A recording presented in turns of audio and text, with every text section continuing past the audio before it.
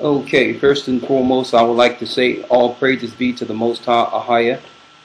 In the name of Yeshua, giving us another opportunity to teach this Sabbath. The name of this lesson will be called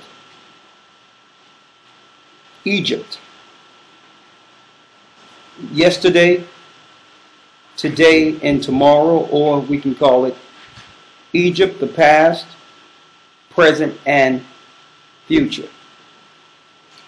And we need to go into this lesson in lieu of what's going on in Egypt today. I know everyone have heard about what's going on with the so-called Democratic elected President Morsi, who was placed over Egypt by the Western world. You're going to find out today why. And how this guy who was put in place under the Muslim Brotherhood was ousted by his people. Now, there's two things that brothers and sisters should recognize. Number one is the fact that the Egyptian people have enough power to stand together against tyrannical spirits and those that would rule them unlawfully and move them out of the way. Now that's a serious sign in the earth, especially to those in America who feel they're free. If you have someone that's acting unruly or operating outside of the interests of the people, no one in the Western world have the power to move the leaders of their government. So that's telling us that the Egyptians are stronger than the Western world would let on. Usually, if a country don't follow suit and operate under the orders of the bankers and the Zionist agenda, usually you send in your troops, wipe the people out, set up your democracy, set up your churches, and enslave the people under your imperialistic ideology. But why can't they do that in Egypt? You're going to find out today. Also, you should ask yourself a question. In lieu of this, of them ousting this president of the Muslim Brotherhood, or president of Egypt, which is not, who really wasn't chosen by Egypt at all, but chosen through Hillary Clinton and that administration. We all know that Hillary Clinton and others went over there under the orders of the so-called New World Order, or the Zionist regime, to set up a power to bring in the New World Order, and they needed to be able to suppress Egypt. Now, while they can't control Egypt, they were looking to at least to suppress it. Why they can't control it? A lot of you might not know history, because they would never promote this throughout the United States and the Western world, is that really the only war Israel ever lost was against Egypt. Okay, there's too many people, they have nuclear capability, and there's another spirit operating there outside of Islam that you will never understand. And we're going to go into that. So the question is, what does this mean concerning Morsi being ousted? Does the Bible speaks of anything concerning this? Does this connect to the coming of Christ? You're going to find out everything you need to know about Egypt according to the Bible today, of why it's such an international story every time something happens there. But we're so disconnected, especially through entertainment and the Western world's distractions. We're too detached to understand how important Egypt is concerning Bible prophecy. If a lot of us understood what was going there, the majority of the earth would not only become believers, they would follow Christ. Okay. Why do the Western world want Egypt under a Muslim Brotherhood? The reason why is because Muslims and the whole Muslim creation came from the Catholic Church. It's actually a Roman control over the Arab countries. Ishmael, which is one of the sons of Abraham. Ishmael is the key, I would say, focal point in the Middle East that's controlled by the Romans. They are in an alliance with Esau or the Romans to control that region. Now, you remember last week I went into Mount Hermon and the power of those regions, and I showed part of Egypt as the original landmass that belonged to God's people. Now, you're going to have the biblical proof to know today that Egypt also belonged to us. All right? It belonged to us before there was any such thing or any such person as Ham, any such name as Egypt. You're going to find out what's really going on with the pyramid today. You're also going to find out how all this culminates with the coming of Christ and also our people retaining the land that was promised to us through our God Ahia. And we're going to show you that that landmass will be restored back to its rightful owners shortly. And that's what this is all about. As the Most High is awakening his people, and his people are waking up out of their captive brainwashing. Now that we realize we are not Gentiles anymore, we know that we're Israel. The whole earth is in an uproar. Why? Because there's a turning that will lead to God's people getting their land. The earth is preparing herself for her children. So that upheaval that's going on all over the Middle East, it's to make room for us. So that's what it's really about.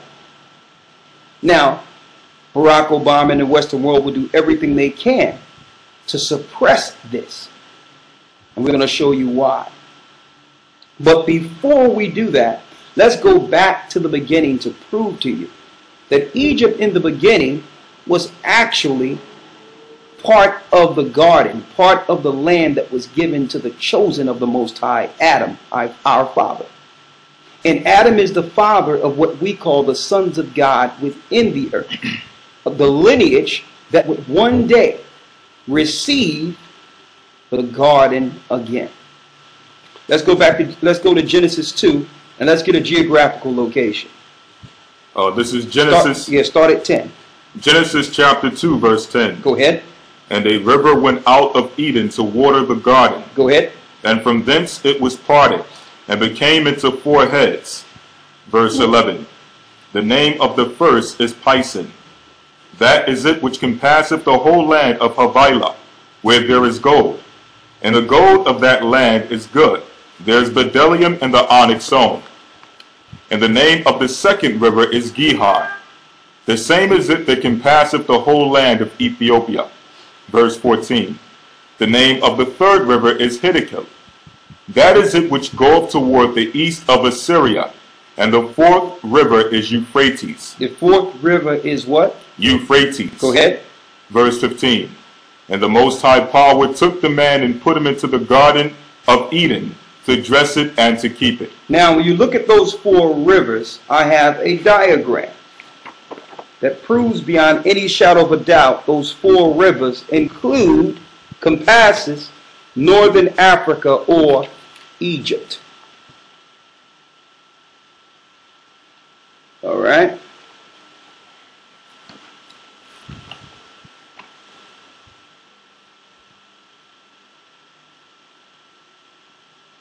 Okay. So that landmass even before the flood belonged to Adam. So the chosen of Adam would one day possess the garden or the areas of the garden again under the commands of the Creator. Now, as you can see, you got Ethiopia there. That was before those areas were inhabited by Adam and his children, before there was any such thing as Cushites under Ham, or what you would call modern day Ethiopians. Now, when the Ethiopians talk about the original landmass was part of the garden in Ethiopia, when they speak of this and what you would call Haile Selassie type doctrine, they are correct. If you're looking at pre-flood, the mistake they make is that they try to attribute that to after the flood and what happened with the Hamites in that area. And then they tried to attribute Ethiopia to the sons of Ham in Ethiopia and Haile Selassie in Ethiopia, when that landmass belonged to the sons of God before there was any such name as Ethiopia. It was part of the region of the Garden of Eden. Okay? Now, we're going to start pre-flood, because something happened before the flood that caused the Most High to become angry at the wickedness in the earth, and that led to a great flood. We're going to go there first because something happened in that area of Egypt before the flood. I'm going to show you the reason why all the historians that are set up in the Western world lie concerning Egypt, and how they try to attribute history to Europeans opposed to black people. And I'm going to show you also the time in history in which they began to lie on the black people who ruled Egypt. Let's go to Genesis 6. Genesis chapter 6. This is pre-flood. Genesis chapter 6 verse 1. And I'm bringing this out there because you will find much history on the pyramids. You'll find much history on, and with some true information. But there's still a disconnect because no one wants to identify the fact that we were the people that made Egypt great. The same black people that built America. Now, I know we hate to make this a black and white thing, but guess what? It usually comes down to that. Let's go to Genesis 6. Genesis chapter 6 verse 1. Go ahead. And it came to pass, when men began to multiply on the face of the earth, and daughters were born unto them, Go ahead. that the sons of God saw the daughters of men, that they were fair, and they took them wives of all which they chose. And the Lord said, My spirit shall not always strive with man, for that he is also flesh. Yet his days shall be 120 years. Verse 4. There were giants in the earth in those days. There were giants in the earth in those days. And also after that, when the sons of God came in unto the daughters of men, and they bare children to them, the same became mighty men which were of old, men of renown. Men of renown, which they call in Greek mythology titans, sons of fallen angels. That actually happened. That's not a myth. Okay? These inordinate skulls they find don't have anything to do with Neanderthal and all that other stuff science used to hide the fact that giants once ruled in this earth. So they came up with the science terms to make you believe that man started off big and then turned small through evolution. That's total rubbish. That's garbage. So they use science to explain off the things that one would normally find in the earth and relate it to the Bible. So when you see these inordinate skulls that they find, these inordinate bones, the animals that was cross-spliced like dinosaurs, here's the time period. It's not 1,000,000 years ago. The time period was right during the time of Enoch, the seventh from Adam. Okay? So the Most High raised himself a prophet in those days named by the name of Noah to prophesy against the wickedness that was being done in the earth. And also, he translated Enoch to the heavens to send a message to the ministers who were supposed to be ministering to men, the fallen angels that sinned against the Most High. And that's why Enoch was sent to the heavens, to come back and tell those angels what would happen to them for their disobedience in teaching mankind evil and sin. So that's why the Most High had to destroy the earth through water. If not, the satanic creation and the wickedness taught by the fallen angels would have destroyed all of the Most High's creation. Read. Verse 5. And the Most High saw the wickedness of man, that the wickedness of man was great in the earth. Go ahead. And that every imagination of the thoughts of his heart was only evil continually. Go ahead. And it repented the Lord that he had made man on the earth. Go ahead. And it grieved him at his heart. And the Most High said, I will destroy man whom I have created from the face of the earth, both man and beast, and creeping things, and the fowls of the air. Go ahead. For it repenteth me that I have made them. But Noah found grace in the eyes of the Lord. Verse 9. These are the generations of Noah. Hold up, before I go there.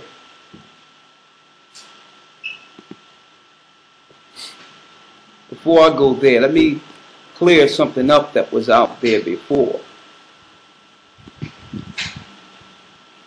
Concerning how the giants reprocreated on the other side of the flood. Before I go there.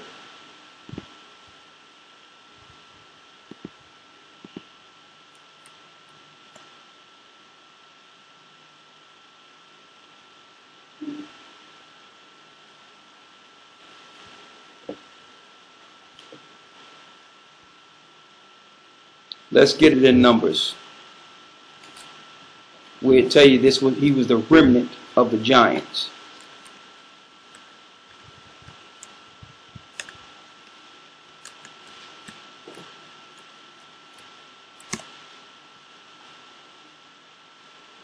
Deuteronomy 3 and 11. That's what I need.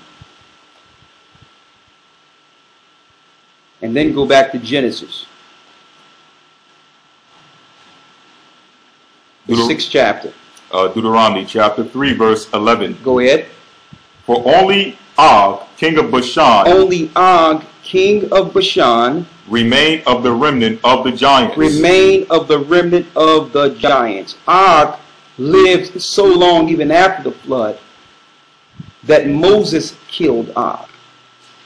So he was the only one that remained of the remnant of the giants. So this destroys any philosophy that's out there that's claiming that Ham's wife could have been Nephilim or could have been brought a child on that would be a giant on the other side of the flood. Og was one of the remnants that lived through the flood. Now, there's much legend on probably how he got to the other side, but nonetheless, we know he got to the other side because he's a remnant of the giants that were created or were born before the flood. See that? So Og eventually had children with one of Ham's daughters. And on and on and on. That's how they began the giants on the other side of the flood. You got that? Let's go back to Genesis 6. Genesis chapter 6, verse 10. Go ahead. We'll start at verse 9. These are the generations of Noah. Noah was a just man and perfect in his generation. And Noah walked with the Most High. And Noah begot 3 sons, Shem, Ham, and Japheth. Go ahead. Verse 11. The earth also was corrupt before the Most High, and the earth was filled with violence.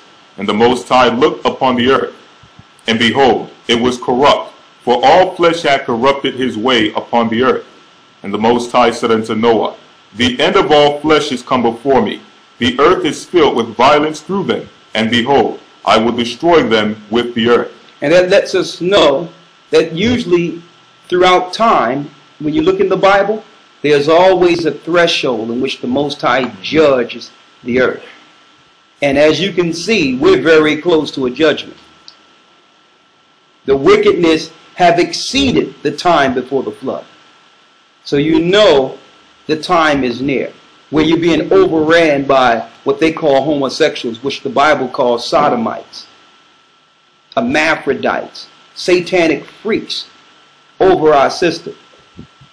This happened before, and and the Most High have suffered in that land, SLUFUR, in the land of Sodom and Gomorrah, as a testament to our modern day society to know that it really happened.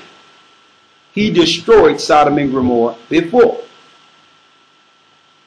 Okay? But let's go back, because the reason I'm going here is, while Noah was dealing with what he's dealing with, right before that, the Most High called Enoch and told Enoch of the judgment of these angels. And you would never guess the region the main angel was buried in. You got it. One of the pinnacles or temples that was before the flood, because Enoch lived in the Egypt region. The area was Egypt. And Enoch was the priest. See? So now we're starting to understand why everything is culminating around Egypt. Something is about to something big is about to happen. We're going to show you what it is. So let's see. Evil is taught in the earth. The prophet is prophesying on the people, telling them to prepare themselves away before the destruction comes. Noah is about to build the ark.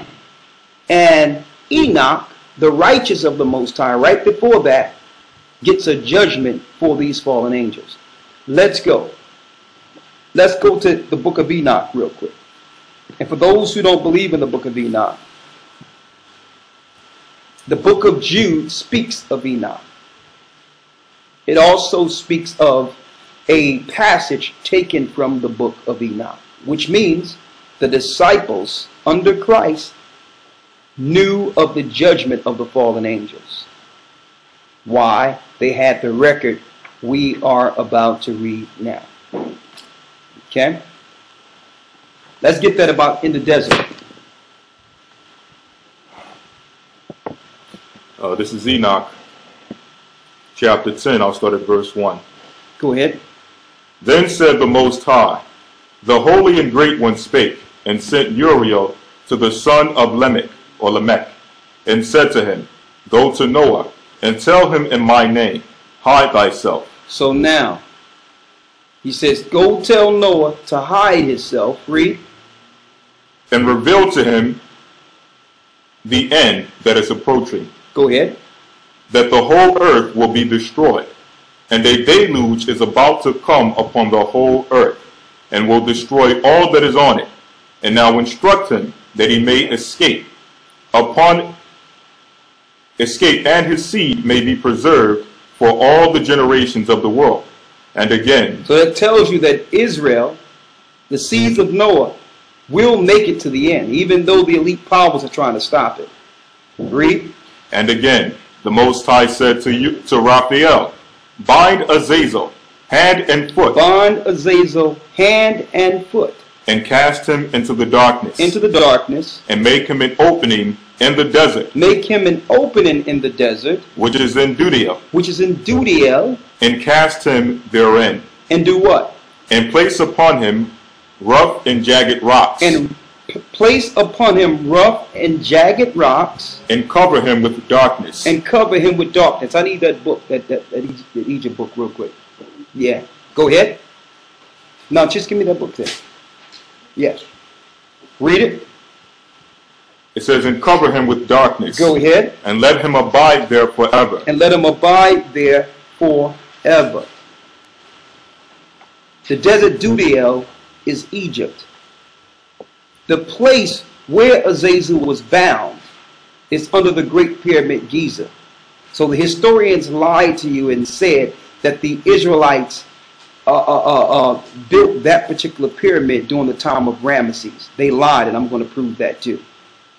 And even some of the greatest archaeologists who've done the research, they've tried to silence these archaeologists and these historians, these anthropologists, that found that you can see where the water was receding from a flood off of the pyramid Giza, to show you that even though the other pyramids were later, Pyramid Giza was pre-flood. So if you want to know who built it, the angels built it. It's angel technology, and that's why you can never build another construct like that again in the earth. You can't even put a razor blade between two rocks. There's no machine created or can be created that can mimic the construct of the pyramids. They have tried it. So if you want to know how it was built, angels built it. The celestial built it. Why? To judge fallen angels. You needed angel technology to fight against the fallen angels. Now, it says a rock was slid in place. Now here's a diagram from the lost scriptures of Giza. Now, while I don't ascribe to all the information in the book, there's some key information concerning prophecy and what they found out about the pyramids, how it's actually a prophecy timeline. Even when Christ would come into the earth, the judgment, the whole nine. And that's why the elite powers are looking closely at the pyramid, because it lets them know how long they have, and they can plan accordingly to see if they're on schedule. Now, at the bottom of the pyramid, there's a rock that's put in place near the bottom that no one can move. They've tried and can't move. Who's at the bottom of there? When you go down there at the bottom of the pyramid, Azazel, whom the Egyptians called as a god, or Osiris. You will only know this information if you know the Bible and know Enoch. And they will never teach this in the churches. Why? Because if you find these things out, you'll come to understand that Azazel or Osiris is the same gods the Romans worship. The Roman Catholics who bought you your Christianity, they've tricked you into following the fallen angels. So they'll never show you this. When the Catholics burn candles in their church, they're burning candles to the same fallen gods. Also, some of these children of the fallen angels became freaks, hermaphrodites, having both male and female organs, like the Baphomet. And that's why everything in the earth is being switched to unisex now. Okay, transsexual, transgender. That's the spirit of Satan. That's what he created before the flood. That's what the Most High destroyed before. See? So it tells you that the Most High did a judgment against Azazel and planted him in the desert. And I'm going to show you how this is prominent in future prophecy and what we're dealing with today also concerning the so-called revolutions. Okay? So that's before the flood. Let's see what happened after the flood. Is there a spiritual connection in that same region after the flood? Let's go into the Bible. Let's go to Genesis 12 and 10.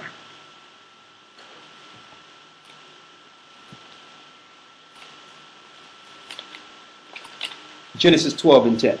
Genesis chapter 12, verse 10. Go ahead. And there was a famine in the land. There was a famine in the land. And Abram went down into Egypt to sojourn there. Go ahead. For the famine was grievous in the land. So we know that our father Abram, who was a Hebrew, let's make sure we get that clear for brothers and sisters, because they would like to give Abram another name.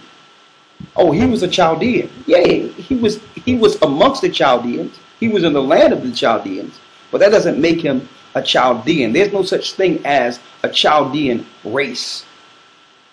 Okay? Yes, he was in the land of Chaldea, but he was a Hebrew. Let's get that. Genesis 14 and 13. Read that. Genesis chapter 14, verse 13. And there came one that had escaped, and told Abram the Hebrew. Abram the who? Abram the Hebrew. Abram the Hebrew. So at one time, and it doesn't mean one that passed over either. It means from the past. What came from the past? The language, which was split after the flood.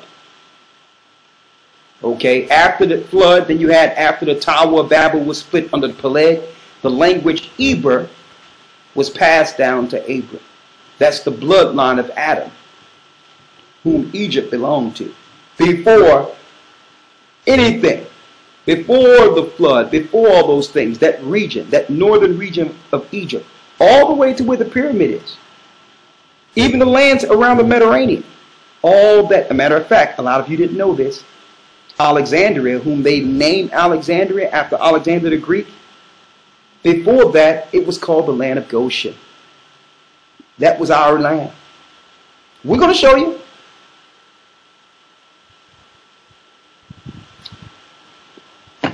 We're going to show you. Hold up, before I go there, because I have to clear up something. For years, just mimicking some of the things that were said, or parroting some of the things what was said, we would make a statement that Ham was named after a conqueror, Leo Scipius Africanus. Well, guess what? We stand corrected. Let's get that out of Josephus real quick. Why is Africa called Ham? Why is it called Africa, or the land of Ham? Why is it called Africa? For years, we tried to equate it to Leo Scipius Africanus, but we found some research that gave us more proof that that whole landmass of Africa belongs, or is promised, to the sons of Abraham. It have nothing to do with Ham at all. Read it. This is the book of Josephus, book 1, chapter 15. Read it. It says, Abraham after this married Keturah, by whom 6 sons were born to him, men of courage and of sagacious minds, Zambram and Jazar and Madon and Madian and Josabak and Sus. Now the sons of Sus were Sabbathon and Dedan, and the sons of Dedan were Lapis. That Sus is S-O-U-S. I just want to make that clear before someone think he named his son Zeus. Mm-hmm.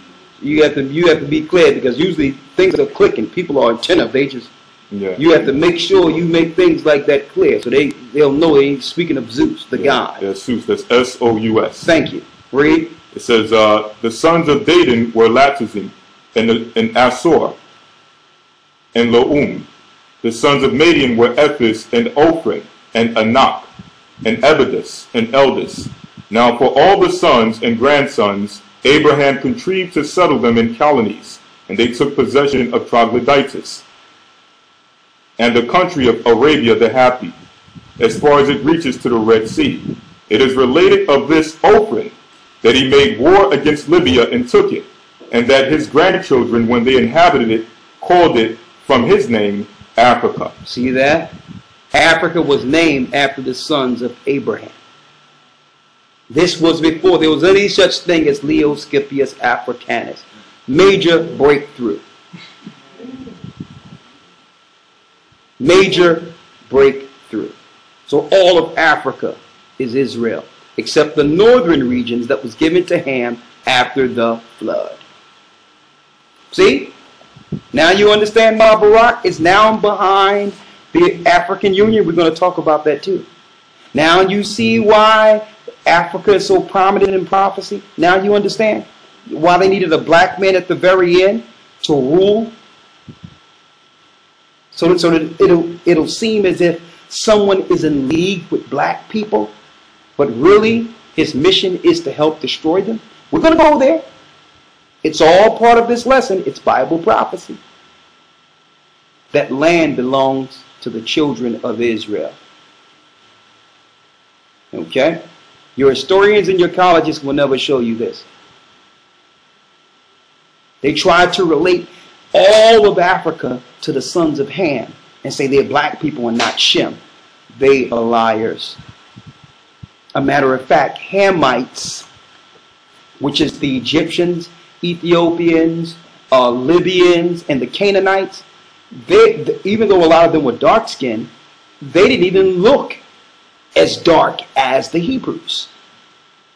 Their hair wasn't as kinky or curly as the Hebrews. You go and you find a Nubian in Egypt. I haven't seen them myself. A lot of them who are from the ancient Egypt, their families. And they're dark, but they have stringy hair. Not permed hair. Their hair is naturally, even though they're dark skinned, they have very fine hair. Mm-hmm. So they made you believe that looking like we look in America, children of slaves, they made you believe that that was the look for Ham. You see how they turned everything upside down?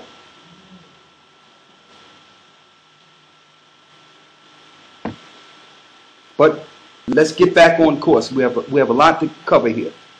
Let's go to after the flood and go into Josephus with Abraham and show brothers, because we're leaving from Genesis 12 and 10, and we're going to show brothers and sisters out there. What did Abraham teach the Hamitic Egyptians when he went into Egypt? Read. This is the Antiquities of the Jews. Book 1, chapter 8, paragraph 2. Go ahead. For whereas the Egyptians were formerly addicted to different customs and despised one another's sacred and accustomed rites, and were very angry one with another on that account, Abram conferred with each of them, and confuting the reasonings they made use of, every one for their own practices, demonstrated that such reasonings were vain and void of truth, whereupon he was admired by them in those conferences as a very wise man. Go ahead. And one of great sagacity. And when he discoursed on any subject, when Abram, our father, discoursed on any topic or subject, he undertook, and this not only in understanding it, but in persuading other men also to assent to him. Read. He communicated to them arithmetic. This is what he communicated to the Egyptians. Arithmetic. And delivered to them the science of astronomy. The science of astronomy. For before Abram came into Egypt, before Abraham came into Egypt, they were unacquainted with those parts of learning. They were unacquainted with those parts of learning. So when it comes down to surgery and all the tools to be able to work on the body and do certain things, that was all taught by Abram. See? Why? Because Abram received the knowledge of the book of medicines that came down from his father Noah. See? They try to give all the credit to everyone else, when it was Abram, not Hamites, that came up with the arithmetic and to deal with the anatomy, astronomy, all of it. Dealing with the anatomy, how to deal with surgery, all that. Astronomy also, everything. He was able, everything he took up, every iota, any conversation that tell you in Josephus, he was able to show them how to operate with it. See?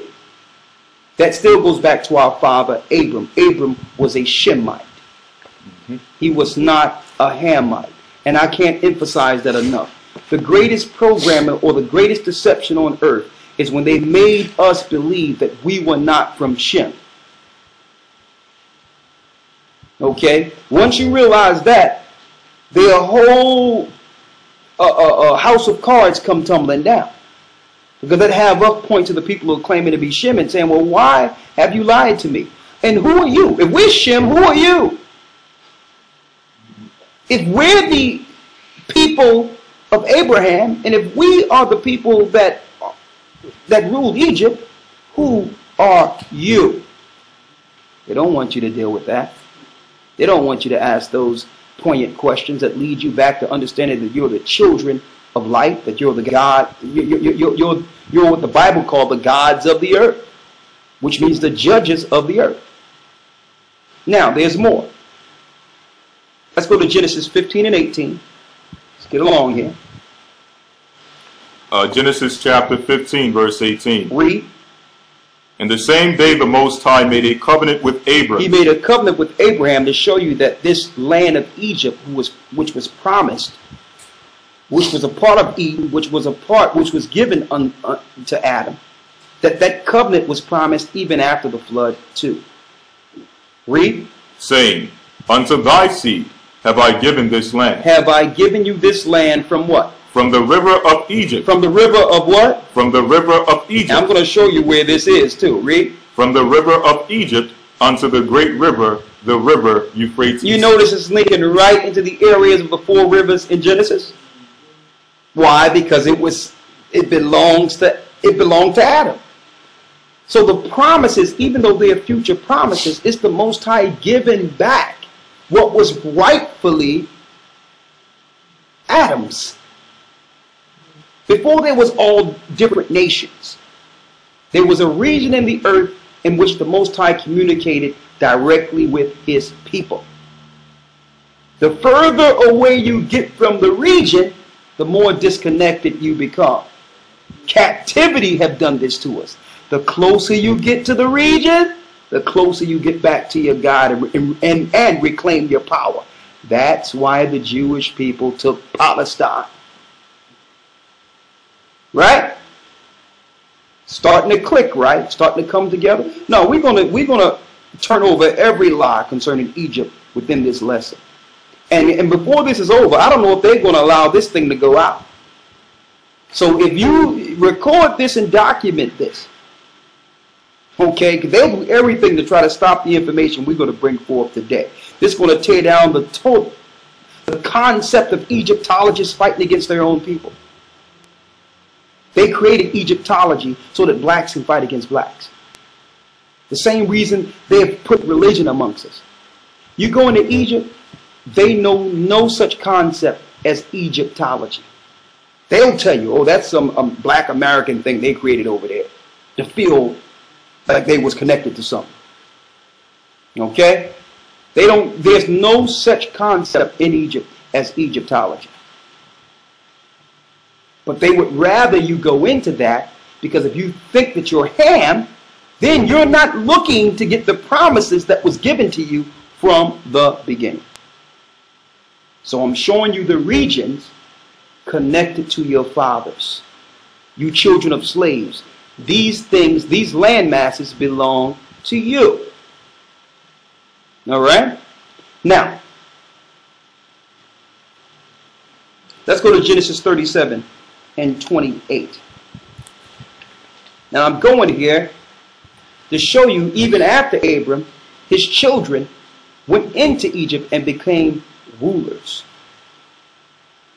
Okay? Now, to give you a story in a nutshell, because I can't go through the whole story, when we use Genesis 37 all through the 40th chapters, it goes into how our people went into Egypt and became leaders before there was any such thing as the land of Israel. We're talking about a time period.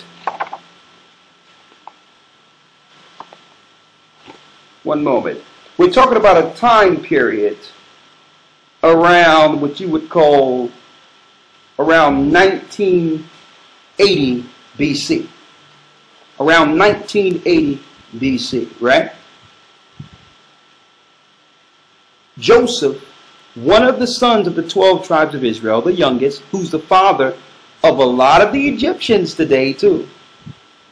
But he's the father of Manasseh, which are the Cubans, and he's the father of the Belico Taino Indians, the Puerto Ricans. And a lot of Puerto Ricans and a lot of Cubans don't even know that you have brothers in Egypt that have no part at all with the ancient Egyptians. And they're over there now. Okay? I'm going to go into a story of how we got there. Did we rule Egypt? Let's see. Let's go to Genesis 37 and 28, showing you our rulership in Egypt under Joseph. Read. Genesis chapter 37, verse 28. Go ahead. Then there passed by Midianites, merchantmen, and they drew and lifted up Joseph out of the pit, and sold Joseph to the Ishmaelites for 20 pieces of silver. And they brought Joseph into Egypt. And they brought Joseph into Egypt. Now, as you know, Ishmael is the father of the Arabs. If you go into the Middle East today, you go into Egypt today, you would think that Egypt belongs to Arabs. There's so many Arabs there. But even before that, Arabs were living in Egypt. Why? Hagar, Sarah's handmaid, the one whom Abraham had a child with, was from Egypt. Hagar was an Egyptian or a Hamite. Now that's showing you right there. When you look at the Arabs, they're lighter, they got long stringy hair. They don't look like black people. So who was the dominant spirit or the dominant color in that relationship? It wasn't her. It wasn't Hagar. It was Abraham, the black man. Then they had Ishmael. And Ishmael still tried to claim parts of Egypt. Why? Because their mother is from Egypt. See? So they bring Joseph down to Egypt, where the real Hamites are ruling now. Go to Genesis 41 and 44. In a nutshell, just so I don't have to go over the whole story, Joseph was given the gifts of dreams, and the Most High would show him things, future tense concerning dreams. And the Most High showed Joseph that he would be greater than his other brothers, yet he was the youngest. You understand? And his brothers got jealous, thought that he was trying to circumvent their positions as being the firstborn, being before him, and they conspired to get rid of him. So instead of killing him and leaving him for dead, they figured that they would just sell him. They didn't want the blood of their brother on him, so they sold him, and eventually that dream would be fulfilled. Now he's going into Egypt, not to become a servant. We're going to show you what the real reason Joseph was sent there for. And this is also an example of, if you go to some place and you are subservient or you're on a low estate, that doesn't mean the Most High can't raise you in due time. Joseph is that example. Let's go to Genesis 41 and 44. Let's read that. Genesis chapter 41, verse 44. And Pharaoh said unto Joseph. Now, why did Pharaoh say this to Joseph? Pharaoh was having dreams. Okay? And through his dreams, he's seen 7 years of something going bad, or 7 years of plenteous and 7 years of famine. But none of his high sorcerers could interpret the dreams. But this young man Joseph could, and told him, listen, you're going to have 7 years where this whole land is going to be famished. But the Most High is going to give us double for the first 7 years. And through that, you will feed all of the regions, all the countries around you, and they will become subservient to you. This is how Egypt became a great country. You control the resources, you have power over the people. So when Joseph did this, of course, the Pharaoh seen that the Most High God was with this man. I'm going to show you something. Read. Genesis chapter 41, verse 44. And Pharaoh said unto Joseph, I am Pharaoh. I am Pharaoh. And without thee shall no man lift up his head or foot in all the land of Egypt. See that? So now, he's giving Joseph the power of a king for saving Egypt. Read. Verse 45. And Pharaoh called Joseph's name Zapanath or Zapnath Paaniah. And he gave him to wife Asenath, the daughter of Potipharah, priest of On. Go ahead. And Joseph went out over all the land of Egypt. And Joseph was 30 years old when he stood before Pharaoh, king of Egypt. And Joseph went out from the presence of Pharaoh, and went throughout all the land of Egypt. And in the 7 plenteous years in the earth brought forth the earth brought forth by handfuls. And he gathered up all the food of the 7 years, which were in the land of Egypt, and laid up the food in the cities. The food of the field, which was round about every city, laid he up. Now, give me the scripture where it shows when the Pharaoh gave him the ring.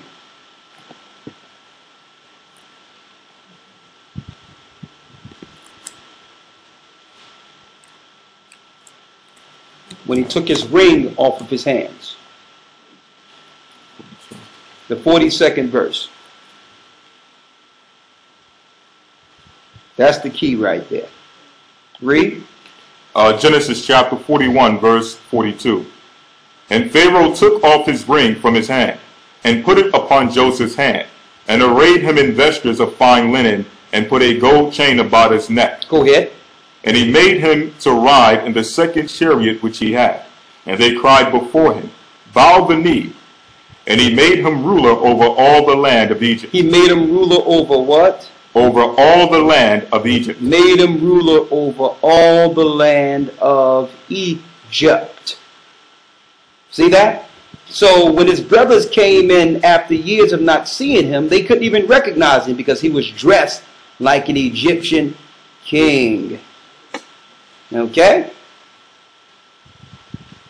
Now, some people would say, well, and this is what the historians lied and say, well, he's not mummified. We can't find him nowhere. Why? Because in scripture it tell you that Joseph's children made a promise to him that if they leave Egypt, to take his bones with them.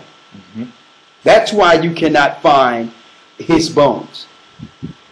And who was he in ancient Egypt? The Egyptians called him Imhotep. Under the Hyksos history. Now, I so happen, and for those that are in the academy, they have this information, and some of it will be sent on the full breakdown of the Hyksos. We can't go over it right now, but I'm just going to read the similarities of Joseph and Imhotep.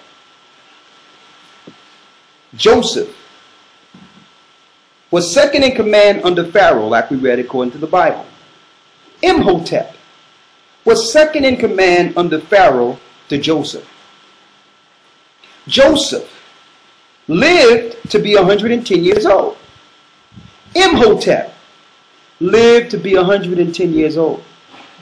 Joseph, great architect and builder. Imhotep, great architect and builder. Joseph stored up corn during 7 years of plenty, like I've just read.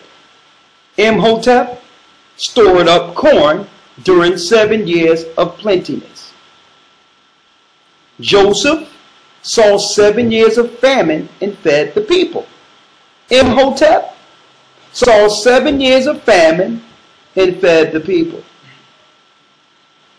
Joseph was an interpreter of dreams. Imhotep, interpreter of dreams. Joseph built pyramids and palaces. Imhotep built the step pyramid and palaces. Now when I say the pyramids, a lot of you don't know this, there's many pyramids in Egypt.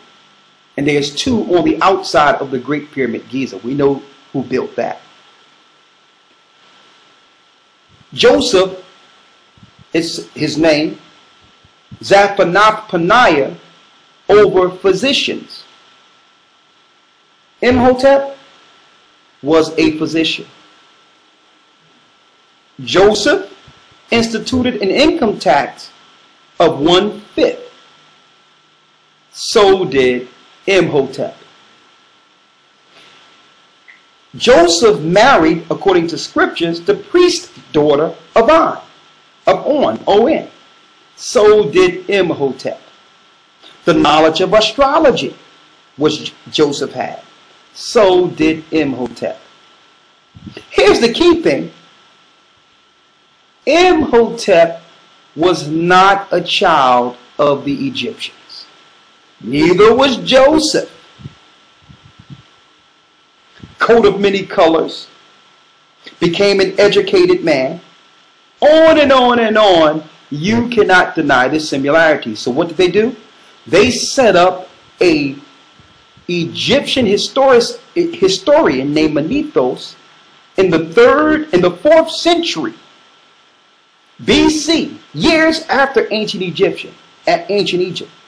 And the Greeks set him up to skew the timelines and lie on the Israelites that went into Egypt, to call them Hyksos, and to make the time periods not match, so that later on our people in captivity would not be able to relate ourselves as the children, not only of Israel, but the children of Egypt. Okay, I'm talking about the original children of Egypt, not Hamites.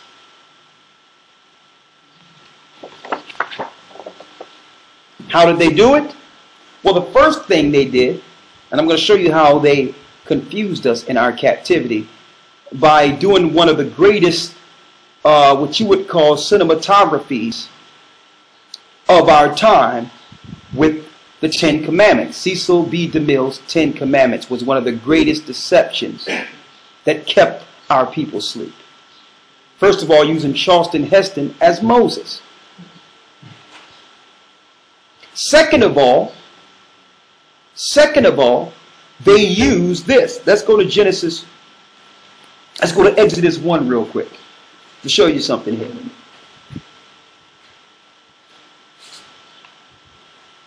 I know a lot of you asking, what did this have to do with what's going on over there in Egypt right now? You're going to get it.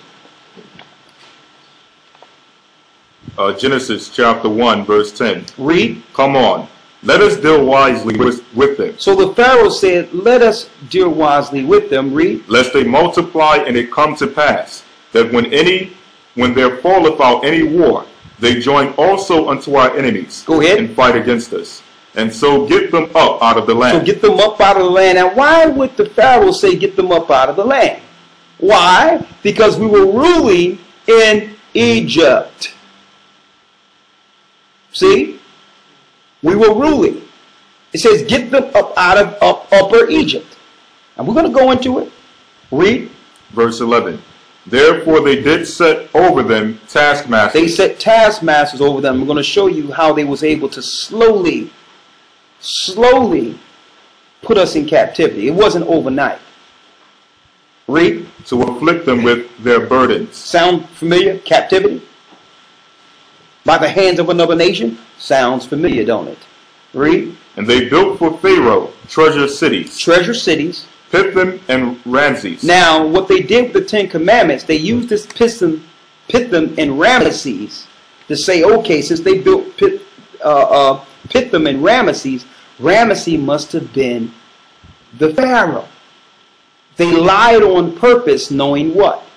That Ramesses' time period of rulership do not equate when Moses was ruling.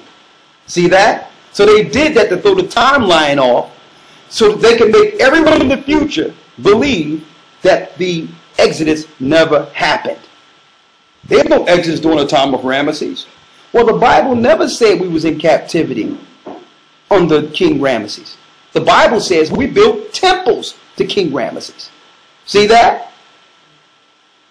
Let's show them who was the king and what's the real king of Egypt and what his name was, so that we can get these time periods on schedule. And I hope a lot of the Egyptologists are looking at this with an insightful and an open mind, because they did this so that you'll never find out that the world belongs to you. Okay? Your existence is greater than Egypt itself. But something is in your spirit that's correct. That's having you cleave to the power and the strength and the knowledge of Egypt. You are correct. That was you. But they were not Hamites. They were the children of Abraham. See? Let's get it out of Jasher real quick to show you Right? I got it all here. One moment.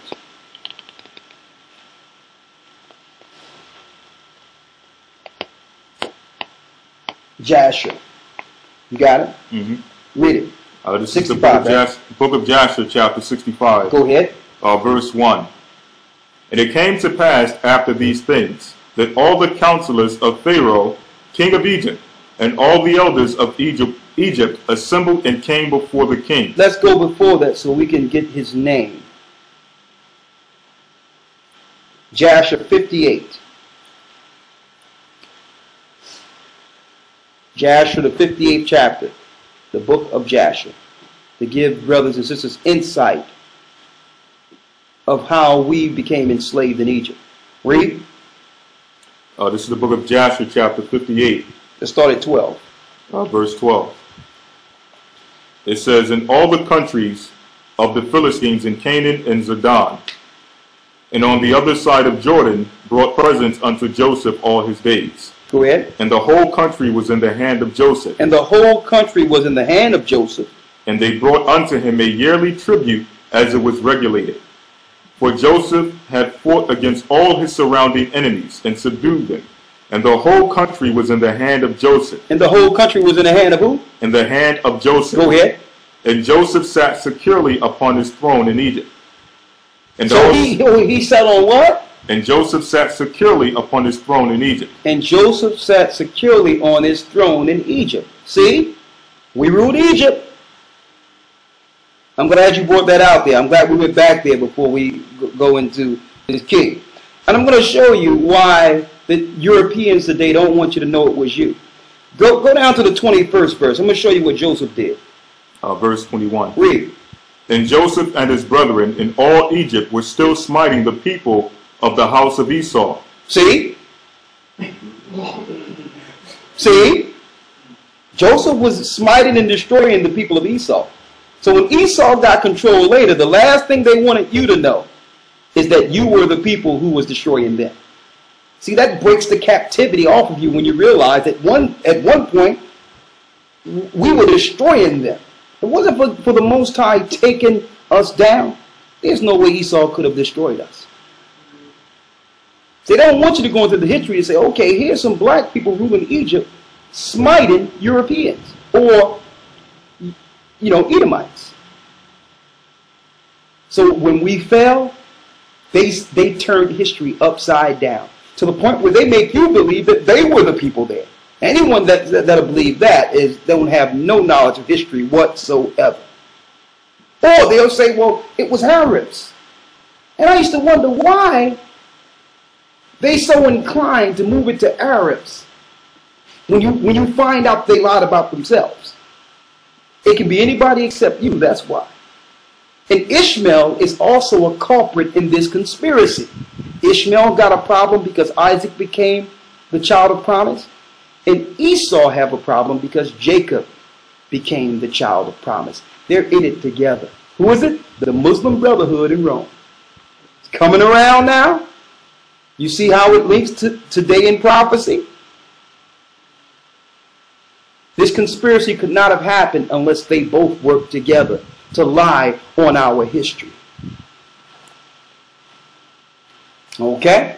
Now let's go to Genesis. Let's get the name of Margron, the guy that came up, the Pharaoh.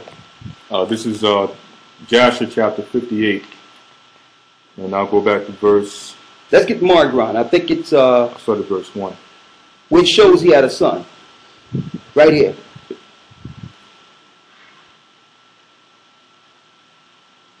Right here. The story starts with and Pharaoh commanded Joseph. Right here, the second verse. It says, and Pharaoh commanded Joseph before his death to be a father to his son. We're at the 58th verse.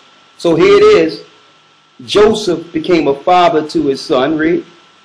And Pharaoh commanded Joseph before his death to be a father to his son, Magron, and that Magron should be under the care of Joseph and under his counsel. And all Egypt consented to this thing, that Joseph should be king over them. For all the Egyptians loved Joseph as of heretofore. Only Magron the son of Pharaoh sat upon his father's throne, and he became king in those days in his father's stead. Magron was 41 years old when he began to reign, and 40 years he reigned in Egypt.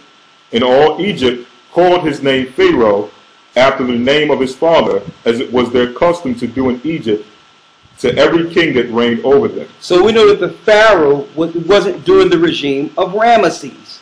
It was the regime of Magrons. That takes Ramesses out of the way. Now later on, the Magrons said, let's build a temple to honor Ramesses, a god or an ancient king of Egypt that was reverenced, so that they can wipe out the existence of our people who are ruling in Egypt. See, Cecil B. DeMille took that Ramesses word and made everyone believe that it was King Ramesses during the time of Moses, so that when you look at history, you'll say, well, the timeline doesn't fit. Exactly. It don't fit. They did it on purpose. Okay? It wasn't King Ramesses. They lied so that you would believe the historians' teachings that the Exodus really didn't happen. See? Now, one more thing. Let's show them how they was able to enslave us.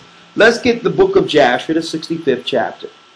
Jasher chapter 65, verse 1. Go ahead. And it came to pass after these things that all the counselors of Pharaoh, king of Egypt, and all the elders of Egypt assembled and came before the king and bowed to the ground. Go ahead. And they sat before him. And the counselors and elders of Egypt spoke unto the king, saying, Now these are Hamites who are upset. Why? Because while Joseph was down there, he set up temples of monotheism to worship the God that saved Egypt. And the priests had to take down all their gods, their fallen gods. It's like you walking through the Catholic Church, just knocking down everything. This is what was going on. Okay? And they were totally upset because they was worshiping, a lot of them before Joseph came on the scene, was worshiping Osiris or Azazel at the bottom of that pyramid there. See? Read on. Verse 3. Behold, the people of the children of Israel is greater and mightier than we are. Go ahead. And thou knowest all the evil which they did to us in the road when we returned from battle. And thou hast also seen their strong power. For this power is unto them from their fathers. But a few men stood up against the people numerous as the sand, and smote them as the edge of the sword. And of themselves not one has fallen, so that if they had been numerous, they would then have been utterly destroyed them. Go ahead. Verse 5. Now therefore give us counsel what to do with them, until we gradually destroy them from amongst us. You see that? It was a gradual destruction of our people. Why? If the Egyptians would have went against us all together, we would have banded together and just took them out. And see, and this is another reason they can't come at us now all at once. They have to gradually destroy us or have us agree to our own destruction. Like, yeah, have your child been vaccinated? I like to always throw that in there so that people will know you're being poisoned and killed systematically. Okay? They know if they came together all at once, we would just band together and outnumber them. See? So they break us down in groups and call us minorities so that we'll think we're smaller in number. And they compartmentalize us and they separate all the 12 tribes and destroy them in increments. See, this is how they do it. Same way, the blueprint of Egypt. Read. Verse 5. Now therefore give us counsel what to do with them. Give us counsel what to do with them. Go ahead. Until we gradually destroy them from amongst us. Until we gradually destroy them. So it was systematic. They just couldn't put rulers of Egypt in captivity. So first of all, they had to make a pretext in which Israel would agree to separate themselves from Upper Egypt. So they had to make it beneficial. So what did they do? They say, we're going to give y'all this area and pay you this amount in gold because we need y'all to oversee something on this side. And that's when they came up with these blueprints to build certain cities. All right? So they bribed Israel out of Upper Egypt. And once we were no longer amongst their consuls, they conspired to destroy us. Through time. Read. Until we gradually destroy them from amongst us, See? lest they become too numerous for us in the land. See, and this is how your councils that are over government counsel today. This is what they talk about. Let's see the chart. How many of those black weeds have we destroyed, or the poor people? How many have we destroyed yet?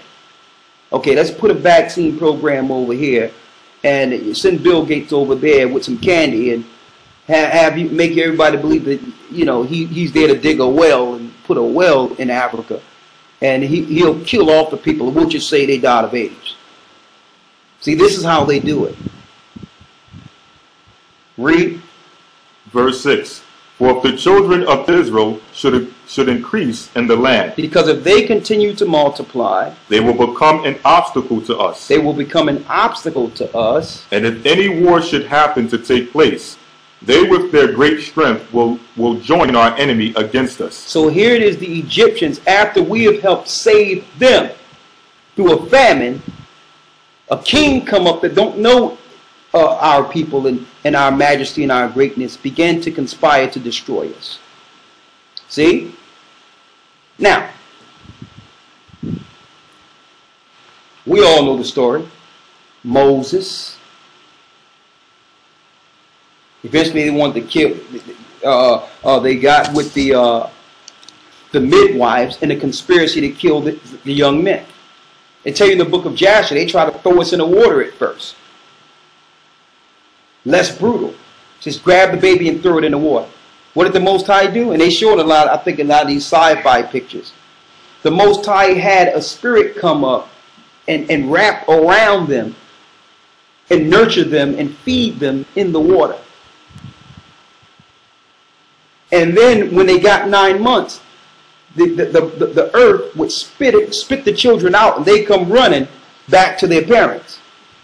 It tell you that in Jasher, to let you know that all the things, all the ingredients to nurture a person is in the waters.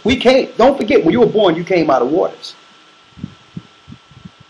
So they tried to do that first. They was throwing the children in the water at firstborn, and then the water which is surround them and give them air. And they was fed under the water, and then when it was time they could walk, months later it would spew them back out of the water, and they would come running to their parents. And the Egyptians were tripped. They couldn't believe it. Like, they're still numbering. It's like, you know what, we must send the sword. Go out and kill those children before they outpopulate us. They're doing that today, brothers and sisters, with their soft kills, with their vaccine program, with their so-called domestic violence program to separate the man from the woman, to empower the woman and have it where man just don't want to be around anymore. Okay? So that they can get to those children. Same program. Throw us in prison where we can't reprocreate. Same program. I can't emphasize that enough. But let's get back into the prophecies now. Here's Moses now. He ended up becoming great in Egypt. Helped Egypt become a great empire. Constructed the tactics against all Egypt's enemies to make Egypt a great country again. And guess what? Yes, he was a black man living amongst dark-skinned people. How do you know this? Let's go to Numbers real quick. Let's get it. Numbers 10 and 12. And let's get it real quick because I don't want to emphasize that over and over, but I just want to show that. Because the greatest conspiracy is them changing the Egyptians into white people. And it was no wonder why you're getting that while Napoleon went to the Sphinx and did this. Oh yeah, let's knock off the nose of the Sphinx. Okay, and you would never guess who the head of the Sphinx is. Imhotep, Joseph. All right. So they're like, well, how can we cover a lie when no sooner someone walking in Egypt, there's this big black guy looking at people with a nose this wide.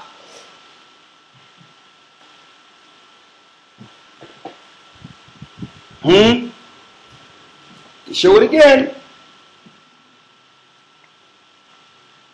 See it? And you should see some of these so-called experts on the History Channel. How they articulate theories of how the nose dissipated through time. Well, what about the rest of the face? Historians? I mean, the nose was made out of the same thing as the rest of it. Seemed like everything, his ears are intact. His eyes, his mouth, look, his head garment, all that is made of the same thing. What happened with his nose? They try to claim that through time it deteriorated. And you can go there, and I've seen it with my own eyes. You can go there and you can see where they was chiseling up in there. Make you think that it's slowly dissipated. You can see chisel marks where the nose is.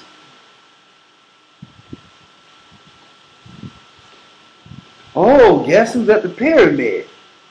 Oh, I got this coming too in this lesson. Okay? Well, we're going to hold off on him for 1 minute. All right? We're going to hold off. It's no coincidence at the end time that they have a black president in power. No coincidence. Because no way, shape, or form would Africa unite under George Bush or any other European or Roman. They would only unite if there was hope with a black man at the top. And they're using him as a pretext to destroy us in the wilderness once and for all. And that is what they call AFRICOM. That's what AFRICOM is all about. Don't believe they're there to try to help with water or the AIDS pandemic. There's no AIDS pandemic. They created that to hide, to cover the fact they're destroying us through vaccines and starvation and water deprivation. They've created the eugenics. They created the problems. Okay? They're not there to dig a well and build a church. Now let's get back. Let's go to Numbers. Numbers 12 and 10. Let's read it. And the cloud departed from off the tabernacle, and behold, Miriam became leprous. Before that, let's get the one where Moses put his hand in his vesture. Let's get Moses. It's 4. Yeah. There's another one also. He's mistaken for an Egyptian. I'll get the one in Numbers 4 first. Yeah, get them all. Numbers chapter 4, Exodus chapter 4, verse 7. We're showing you how Moses looked. Read. Start at verse 6. And the Most High said furthermore unto him, Put now thy hand into thy bosom. Put thine hand into thine bosom. And he put his hand into his bosom. And when he took it out, behold, his hand became, behold, his hand was leprous as snow. Hold up. Moses put a black hand into his vesture. How you know it was black? Because when he plucked it back out, it was white as snow. It turning white was the miracle. That was the miracle. So he must have been black. See? Read. Verse 7. And he said, Put thy hand into thy bosom again. Put it back, Moses. And he put his hand into his bosom again. And he plucked it out in what? And plucked it out of his bosom, and behold, it was turned again as his other flesh. And then Moses looked at his hand and was like, okay, my hand is back. My color is back. See, out of all the miracles in that fraud, Cecil DeMille's 10 Commandments, all the miracles they showed, they left that one out. Because there's no way Charlton Heston could have put his hand in his vesture and plucked it out and been white and turned white, and that would have been a miracle. Okay? See? You see how they use Hollywood to cast a spell on you so that they can become you? See? Give me something else there. This is Exodus chapter 2, verse 16. Read. Now the priest of Midian had 7 daughters, and they came and drew water and filled the troughs to water their father's flock. I have a statement to say too, because they'll look at our lessons. A lot of people look at our lessons and they'll say, well, it's a lot of what the Spirit is bringing is profound. They'll agree and say, man, this is great history. But then you have one, and this is speaking to that one person that'll come and just say, why this thing always got to turn into race? We know that these people are agents. Because you're only making that statement to move the argument from the facts that are being brought forth. The reality is they lied on an entire race. And how can we speak of that or show the truth concerning that if we don't bring the history of the true people forth? So you don't have to deal with guilt on the other thing. We're not putting this out there so you can feel you're not the one that chipped the nose off of the Sphinx, okay? We're not blaming old people. We're just setting the record straight. I got to put that out there. Because you always have that person say, well, it always turned down the race. You know what? The majority of things in this earth is because of race. The turmoils, the war, the destruction, the evil that's going on, it's because of race. And it's because people like that, they don't want to talk about it. They want to ignore it as if it don't exist. So, of course, if we find out that we the Israelites and that everyone have lied on us and there's some people that's claiming to be Jews have taken our identity, of course you're going to look at it like, oh my God, is this racist? Is this racist? Why is it no one is pointing to the racism that have been done against our history? No one looked at Cecil B. DeMille when he made the 10 Commandments and say, this is racist. Okay? No one looked at Mel Gibson in The Passion of the Christ when he had Cesar Borgia starring in the movie.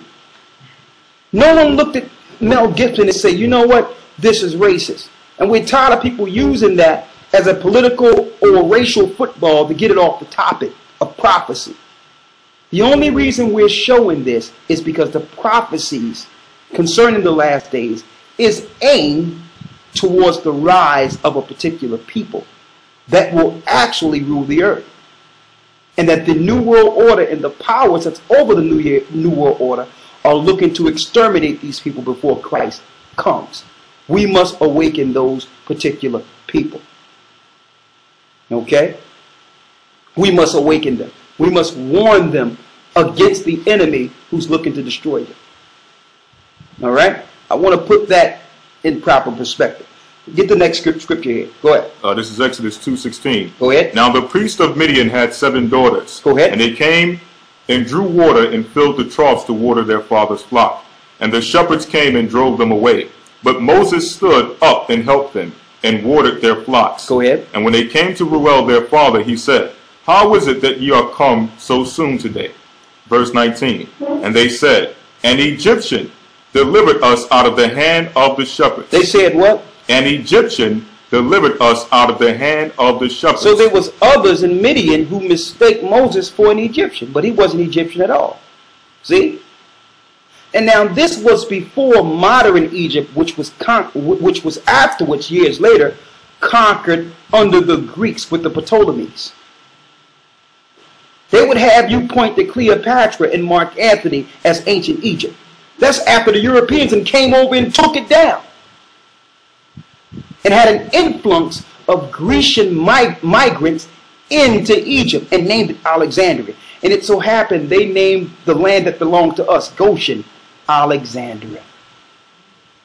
So modern day historians would point you towards that time of history in the Ptolemies, when the Greeks put Europeans there and say, well, listen, the Egyptians were always white. They're playing on your ignorance. Okay? Now, that's it on that. That's enough. Let's get Paul real quick, since we're on this. Just to yeah, just to show you how this thing flows all the way to the New Testament. You don't mind also? I've got something else on that. Oh, okay, come. Bring me everything you got, brother. All right. Let's go. This is Acts chapter. Let's go.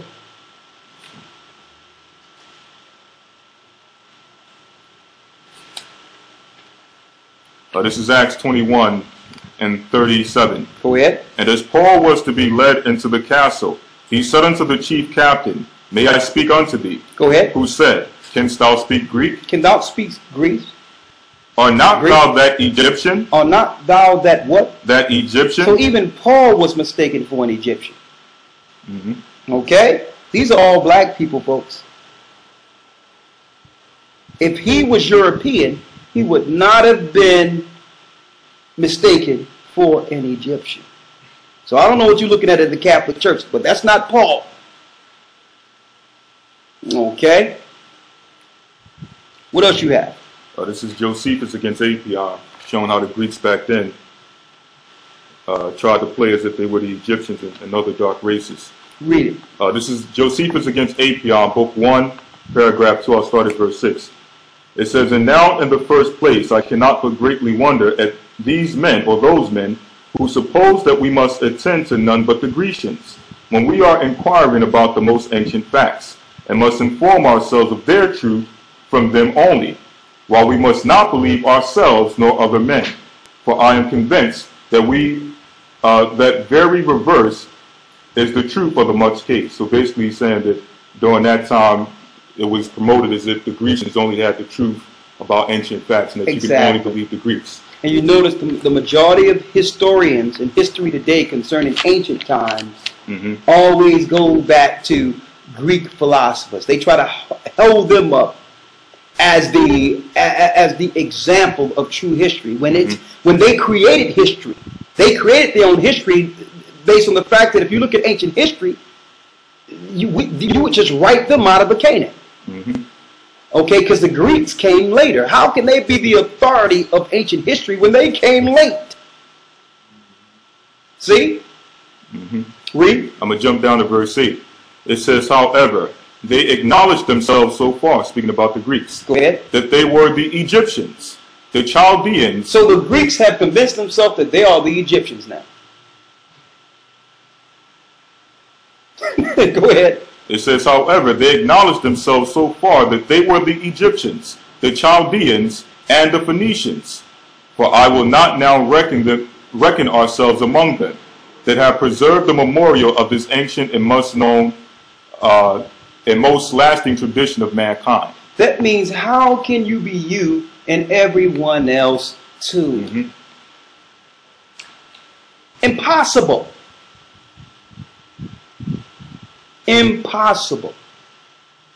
All right? They skewed history and lie on history, and then they have this politically correct agenda that they use through media, that if you bring it up, you're a racist. Oh, I'm just mentioning that you whitewashed all the images of Christ and the disciples. Oh, you racist. Well, what about the guy with the white paint on his brush? Was he racist? Who paid him? What was their agenda? You see, they just put that racist term out there so that you can have a race argument instead of getting to the bottom of things. Okay? Now, back to prophecy. Before we go there, let's show in Jeremiah other times we went into Egypt. Just real quick, because we are about to end it with Isaiah, the 19th chapter. We are living in Isaiah 19 as we speak. Jeremiah chapter 44, verse 1. Go ahead. "The word that came to Jeremiah concerning all the Jews which dwelled in the land of Egypt." That dwelled where? In the land of Egypt. In the land of where? In the land of Egypt. Read. "Which dwelled at Migdol, and at Tapanhes, and at Nob, and at the country, or in the country of Pathros, saying, Thus saith the Lord of hosts, the God of Israel, ye have seen all the evil that I have brought upon Jerusalem, and upon all the cities of Judah. And behold, this day they are a desolation, and no man dwelt therein." So as you can see, even during the old time, there were cities in which our people went into in ancient Egypt. Now, when we went into cities, it's not like we reprocreated or operated as an Egyptian or amongst the Egyptians or mixed with them and all that like you think. The same way when you went to America, you were in your own ghettos. You were in your own area. You got your own culture. All right? So when we were there, we were having children and all that. And a lot of the remnant of those people in Egypt, a lot of them on Manasseh and Ephraim in certain cities. And a lot of them, some of them are Jews too. Matter of fact, when I went there, there was a brother there that was from Egypt that was taking pictures. He looked like he was raised around the corner from me in Philadelphia, Pennsylvania, in the United States. And he had a long history of his people being from Egypt. Okay? And you'll never understand this unless you get outside of your bubble and your programming. They make you believe that everyone in the Middle East look like Arabs. They make you believe that everyone in Europe are white. Mm-hmm. You understand this is the programming they've put you in, put you under. Now, more. Before I get the last piece, let's get Christ and see if there was a place for him when he was born. Where did he go? Now, I don't went from Adam all the way to Christ concerning Egypt. Let's go to Genesis. Let's go to Matthew, the 2nd chapter. And then after that, we're going to pause this, make sure we have this locked in, and then get the second part. Egypt, past, present, and future. Let's go. St. Matthew chapter 2, verse 1. Now when Yeshua was born in Bethlehem of Judea, in the days of Herod the king, behold, there came wise men from the east to Jerusalem, saying, Where is he that is born king of the Jews? For we have seen his star in the east. The king of the Jews, not the king of the Egyptians now, the king of Jews. Now, I need you to go straight down concerning the child, our Savior. And let's start at the 13th verse. Read 13 through 15 real quick. Verse 13 through 15. And when they were departed, behold, the angel of the Lord appeared to Joseph in a dream, saying, Arise, and take the young child and his mother, and flee into Egypt. And flee into where? And flee into Egypt. Now, why would the angel tell him to go into Egypt if there wasn't people there? And we're showing you in the Old Testament, our people were always in Egypt. It was always a place for refuge from the enemy. And there's ghettos, there's neighborhoods, our people are in Egypt exponentially. And another thing I've noticed is that when the children that are born over in Egypt and all that, they don't go through none of that, the vaccine program and all that, none of that stuff is forced on them. None of that. Strong, vibrant children.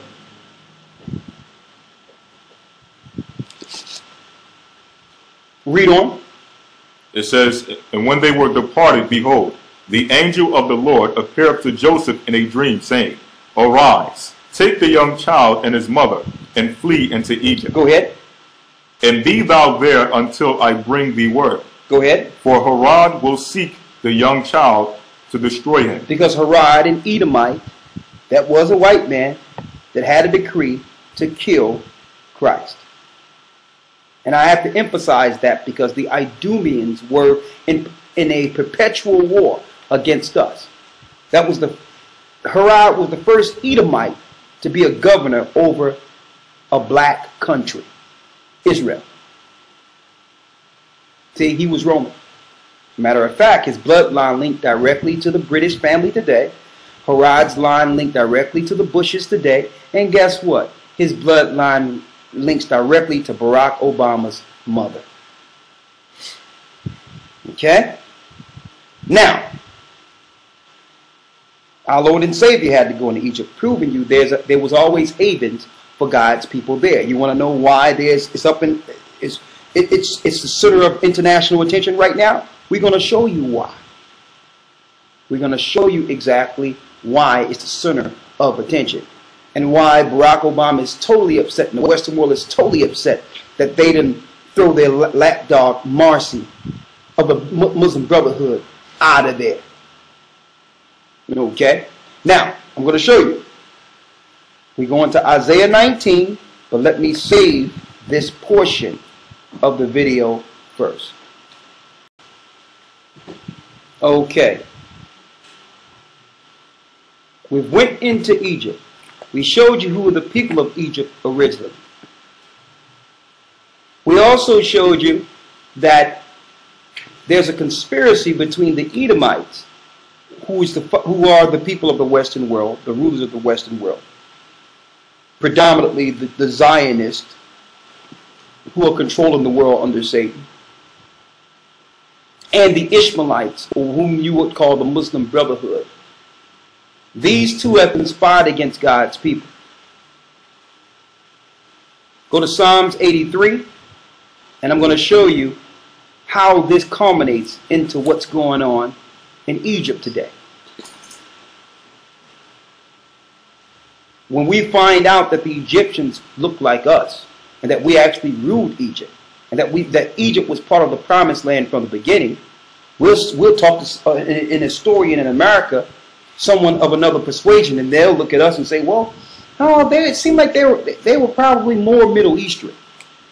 Talking to us, and I see why they used to talk to us like this, because I know we haven't been anywhere to verify it, so we have to take their word for it. Or they'll say, well, it seems like the Egyptians or these other people were a little olive color. I've been all around the world, and not yet have I to see one person olive green. Mm-hmm. It don't even exist. Like it's like they're playing with your mind. They'll tell you a color that don't even exist on Earth, and you'll be like, okay, olive. That sounds conducive. That show you how detached you are from reality. It could be anybody except you. They'll just come up with olive green before it's you. It's a conspiracy. Ishmael and Esau together. And we're talking about the Western world, which are ran by the Club of Rome and the Muslim Brotherhood. And we know that Muslims are actually a faction within the Masonic order. Did you know that once you get to the 32 degree of Masonry, it doesn't matter what your religion is or was before you became a Mason, that you must also, at 32 degrees, you must acknowledge Allah as another name for Lucifer. See? At the pinnacle, they're all the same. And you would never guess what degree is Farrakhan. They all know that Lucifer is their God. See? But I'm going to leave that over there. Let's stick with what's going on in Egypt. And Isaiah quantifies it. That chapter, we're living in Isaiah 19 as we speak. We need to put this right up. We don't even have to worry about putting anything on it. Let's put it up for the people so they can see that this culminates. This is the actual, this is pinpointing an actual time period concerning the coming of Christ. We're in it. And see, the Western world, and especially America, would never realize this because they're so distracted into just the bubble of America. They can't even look on the outside of the world to see how close we are. Isaiah 19, let's go. Let's see what Egypt is all about. What's going on there? Isaiah chapter 19, verse 1. Read. The burden of Egypt. The burden of Egypt. Behold, the Most High rideth upon a swift cloud, and shall come into Egypt, and all the idols of Egypt shall be moved at his presence. All the idols shall be moved at the presence of the Most High.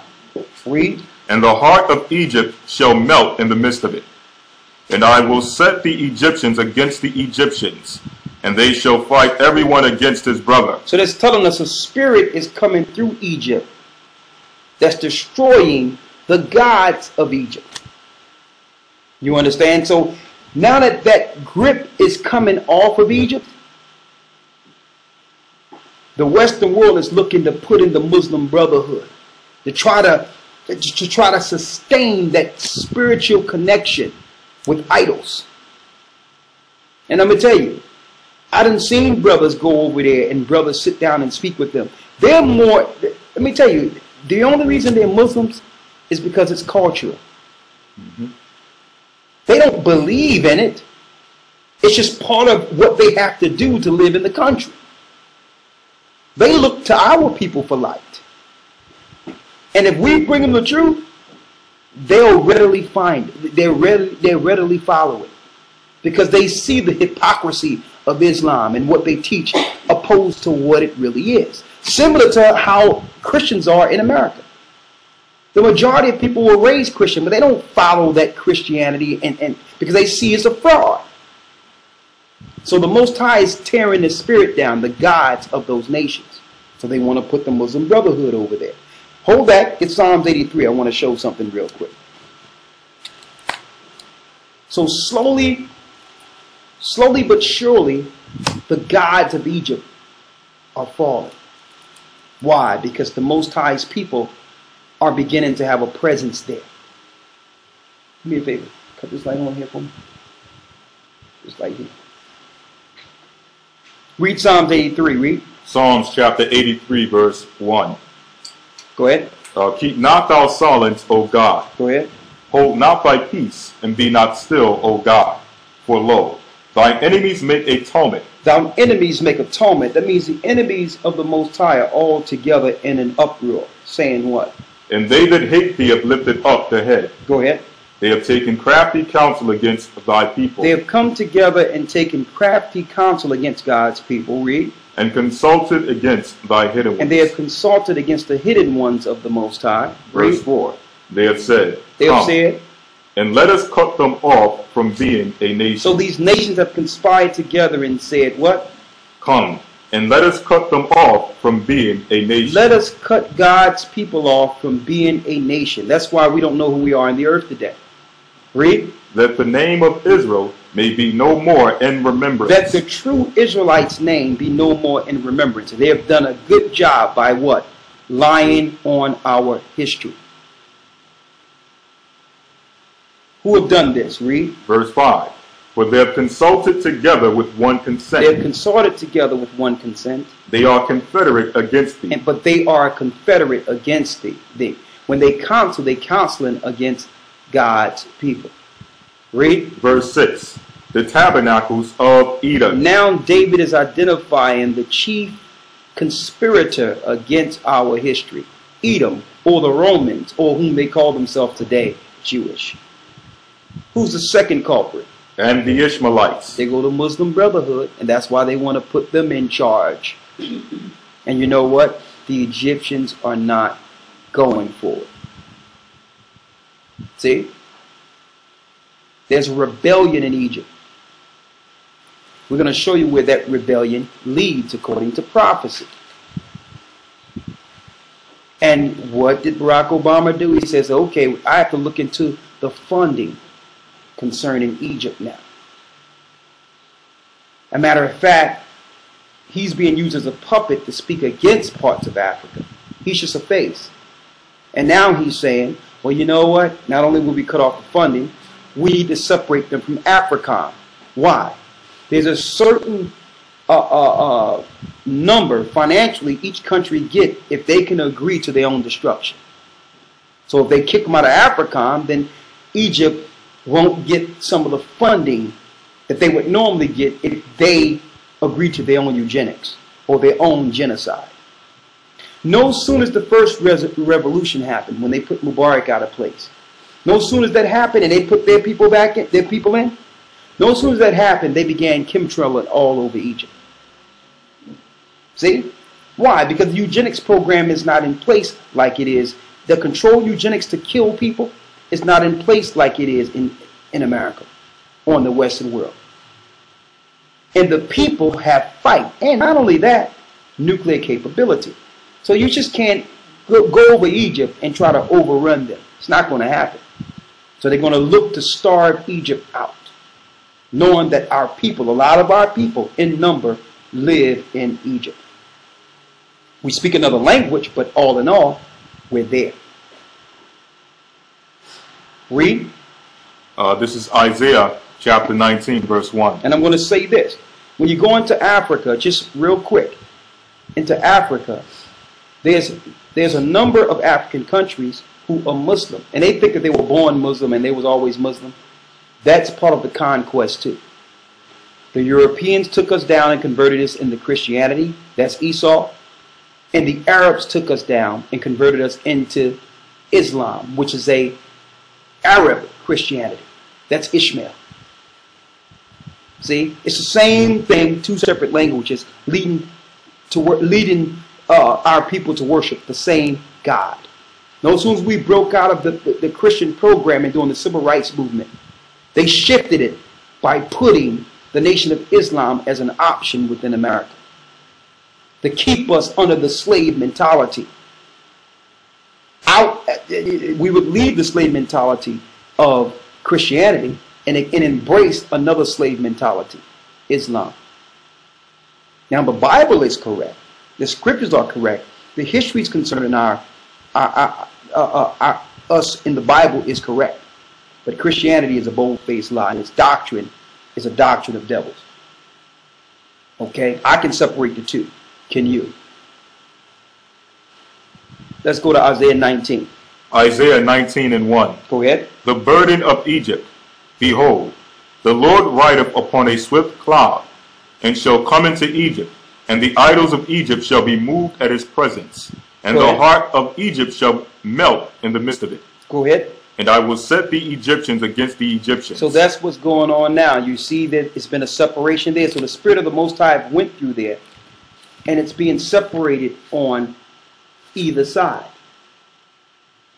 Now, America and the Western world would have you believe they're going into countries to bring forth freedom when they set up the Muslim Brotherhood, who's bringing Sharia law to oppress the people.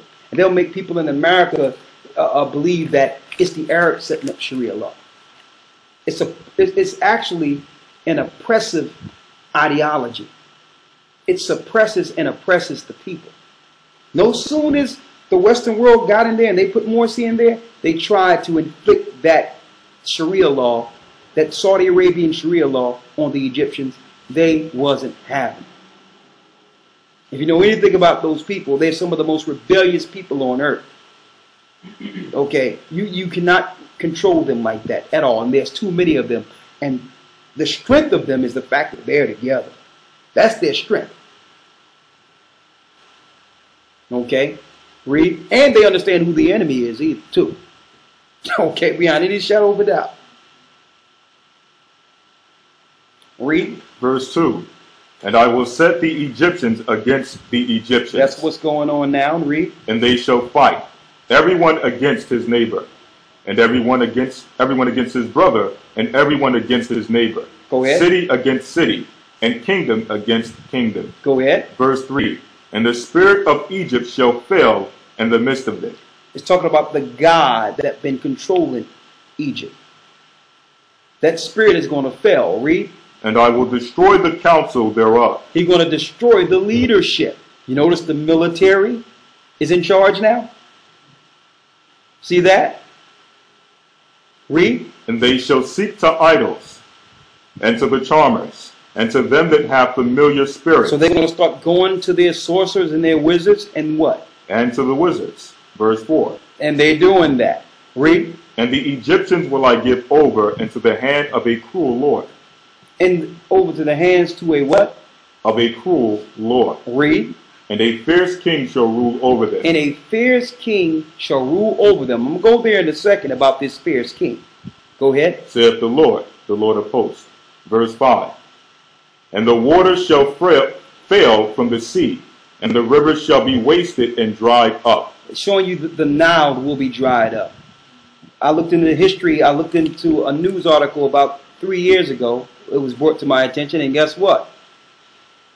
The Zionists, Israel, have made an agreement upstream with the African countries to build a dam in Ethiopia and other areas to stop the Nile from running downward into Egypt. I've also spoken with high merchants and those that operate there who knew about this happening, and he said, listen, if that happened, our people is going to war. The Nile waters the whole Cairo. Without the Nile, we have nothing. So they're looking to dry it up. They're going to do it. It's coming. So the only areas that can be preserved are the areas off of the sea. Okay? Because that water off of the sea go underground through the rocks and bring spring water, give good water. Those are the only areas. And it so happened Those are the areas that were part of the original garden. The same section I showed last week. And you would never guess what country owned the prominent areas that we're speaking of. They own part Egypt, part Israel. See? So there will be a preservation for a certain part of Egypt, because the Most High got the Spirit to preserve it for a future prophecy we are about to read. Read. Verse 5. And the waters shall fail from the sea, and the rivers shall be wasted and dried up, and they shall turn the rivers far away. Go ahead. And the brooks of the fence shall be emptied and dried up. The reeds and flags shall wither. The paper reeds by the brooks, by the mouth of the brooks, and everything sown by the brooks shall wither. Be driven away and be no more. Verse 8. The fishers also shall mourn. The fishers also shall mourn. Read. And all they that cast angle into the brooks shall lament. And they that spread nets upon the waters shall languish. Moreover, they that work in fine flax, and they that weave networks shall be confounded. And they shall be broken in the purposes thereof. And all that make sluices and ponds for fish. Now, why is the Most High allowing this to happen? This is how you break the idolatry of the people. This is how you bring them back to the God of Israel. With all this going on, a lot of them are going to be running back to their mosques, running back to a wizard. A lot of them deal with all types of superstition over there. You wouldn't believe the superstition in that country. When all that fell, and then famine and all these things happened, they're going to realize all of their gods and all of their wizards were for nothing. And they're going to seek the God of Israel. The God of all gods they will seek. Listen clearly. Read. Verse 11. Surely the princes of Zoan are fools. The counsel of the wise counselors of Pharaoh is become brutish. And he's talking about the imams that's over a lot of those mosques over there. Read. How say ye unto Pharaoh, I am the son of the wise, the son of ancient kings? Where are they? Where are thy wise men? Where will your wise men be? Where will Allah be when the Most High allow the Nile to be dried up? Where will your gods be? Read. And let them tell thee now, and let them know what the Most High of hosts hath purposed upon Egypt. Go ahead. The princes of Zoan are become fools. The princes of Nob are deceived. Go ahead. They have also seduced Egypt. They have also seduced Egypt. They have tricked Egypt into Islam. Don't forget, brothers and sisters, there was no such thing as Islam before the 7th century. Before the 8th century, when it became a new religion that the Romans could use to control the Middle East. It's the newest religion on earth. Egypt was not always that. The Most High had Abraham go down to Egypt and teach them many things. Joseph go down there, set up monotheism. And every time Satan would come back and try to set up other gods. Okay? He had the son of the Most High, he protected him in that land against the tyranny of the Romans. See?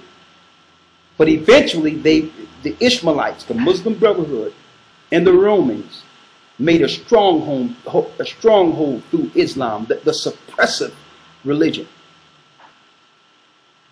So now the Most High must break it down. Because what?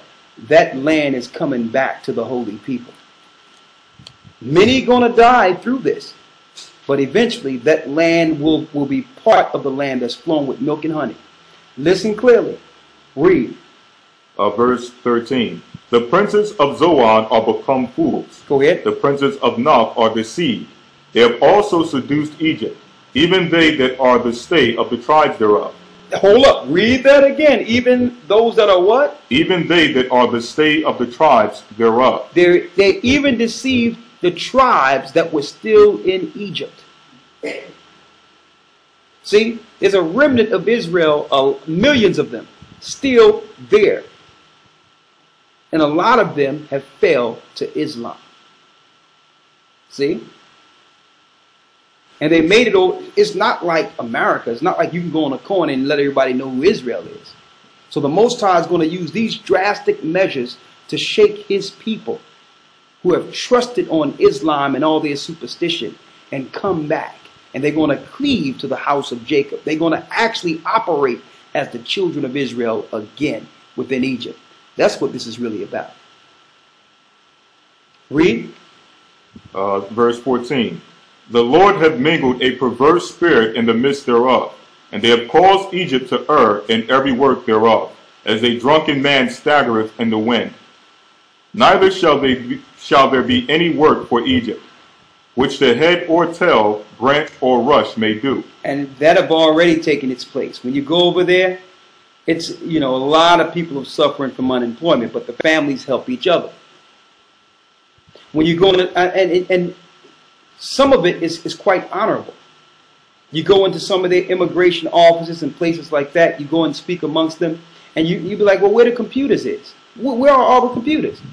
They'll be like, well, we don't have computers here because of one computer will take away 100 jobs. So we'd rather have 100 people working and making something than one computer, and because the unemployment is off the charts here. So they do things to keep people busy, working. Read. Verse 16. And that day shall Egypt be like unto woman, and it shall be afraid and fear because of the shaking of the hand of the Lord of hosts, which he shaketh over it. Go ahead. Verse 17. And the land of Judah. The land of who? The land of Judah. There go Judah, read. Shall be a terror unto Egypt. Shall be a terror unto Egypt. So there's no surprise that Judah will be in Egypt to do his part in prophecy. See that? Read. Everyone that maketh mention thereof shall be afraid in himself. Go ahead. And that's why they try to stop Judah from going to the pyramids, from looking inside certain things, try to stop Judah from traveling over there. Because guess what? The Zionists also have translated the Dead Sea Scrolls. And the Dead Sea Scrolls tell us in the end day, right before the Battle of Armageddon, the Most High will plant. That means he moved us from one place and planted us there. He will plant Judah, Benjamin, and Levi in the desert to fight on the day of Armageddon. Okay?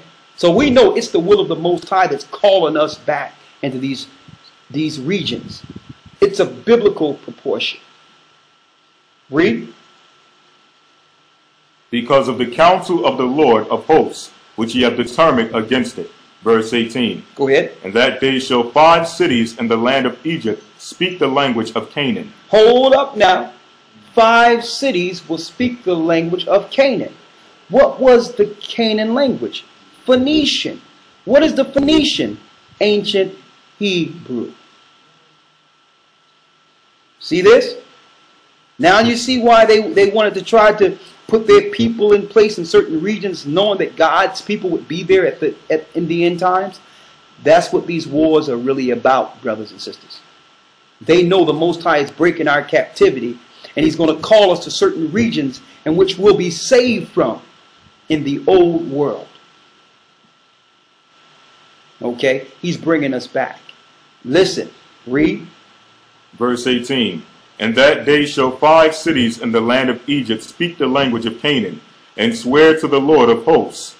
One shall be called the city of destruction. One shall be called the city of destruction. Read. Verse 19.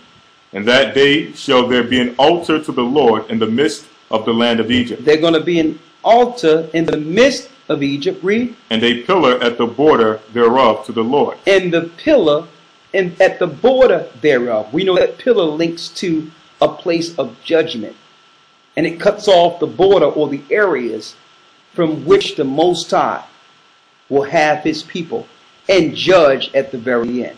And we know that pillar links directly to the Great Pyramid. Why? Because it was an altar before, listen to this clearly, before the flood. It was a place that the Most High would have for judgment before the flood. And I know they lied to you and made you believe there was a place where the Egyptians hold their dead and all that. That was a cover story. The majority, when you go through there, there's no place to hold the dead in a lot of these areas. It's a bold-faced lie. It was a temple from the beginning. Also a vortex or a stargate, a window. Okay, it was made that from the beginning. Why? What's buried down there eventually will be judged after the 1,000 years when Christ returns. And you will never guess who will be bound there when Christ returns.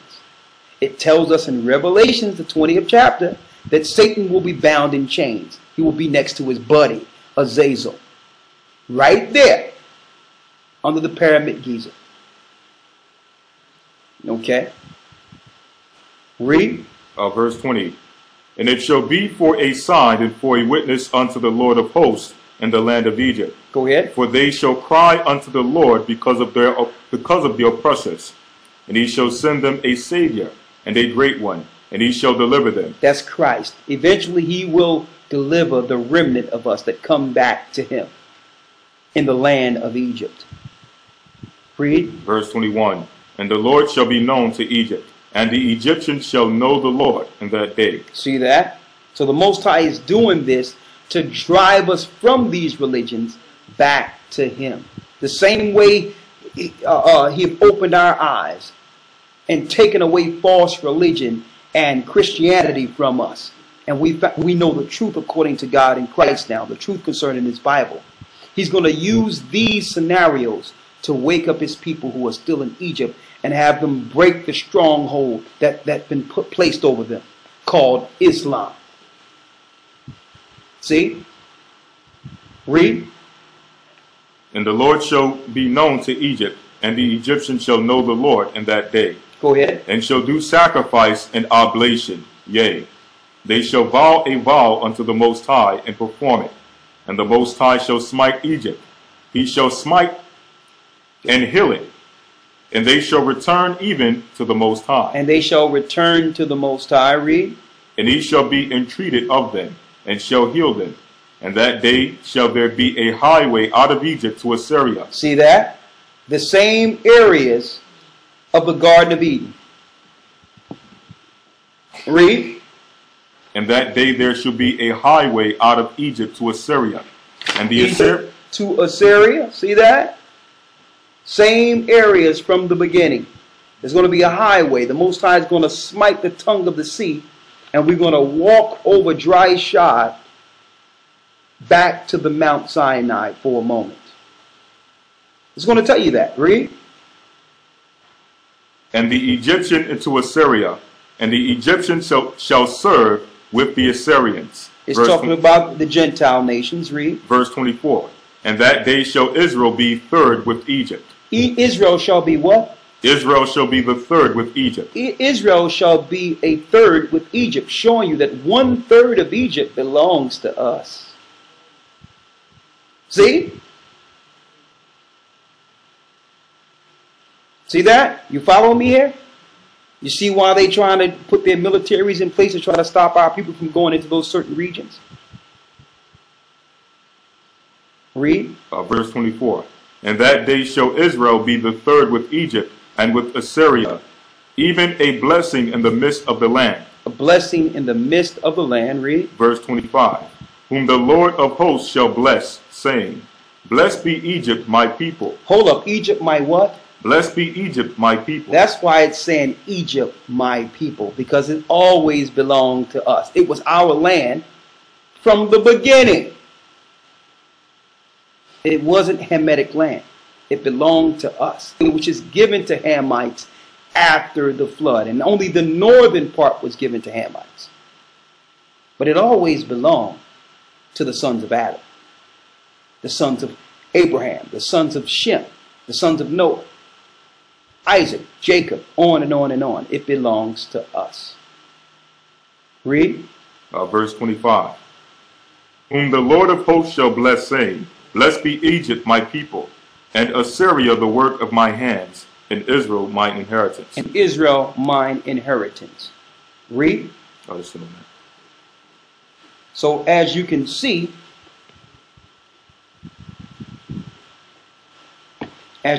clearly, what's going on in Egypt is Bible prophecy, and the imminent scenario is the coming of Christ and us being established together in our land with parts of Egypt as part of our land. Now, going back to the political side of what you're seeing right now with them trying to put the Muslim Brotherhood in, them trying to put Morsi in. Don't forget it talks about a king being established. Let's go back there real quick.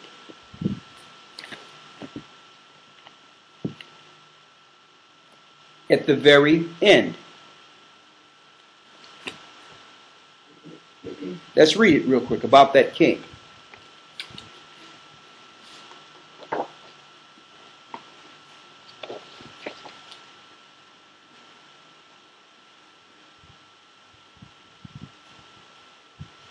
This is Isaiah 19:4. Read. And the Egyptians will I give over into the hand of a cruel Lord. Over to the hands of a cruel Lord. It's saying a cruel leader. Okay? Now, that links directly into someone foreign being put in place over them. So they kicked out Morsi. You understand? So I was looking at it and saying, and to myself, I was saying, is that the prophecy when they put forth Morsi? Or is it talking about someone greater? And I couldn't help but go back to a few years ago before Obama was voted in, and I was teaching on the street, and I said, you know what? This guy's going to have the spirit of Antichrist. And when everything is said and done, that this guy is going to do more in the earth against civilization than George Bush could ever think about. And the people will love him for it. Look at what happened within the last 8 years. Less than 8 years. Africa, Libya have been taken down. Egypt regime change. Okay. All these different things that's going on. Let me tell you, if Bush would have did half of what's been okay under this particular man, he would have been impeached, or he would have been under treasonous charges at this point within the country. And now this guy have united Africa under AFRICOM after destroying Gaddafi.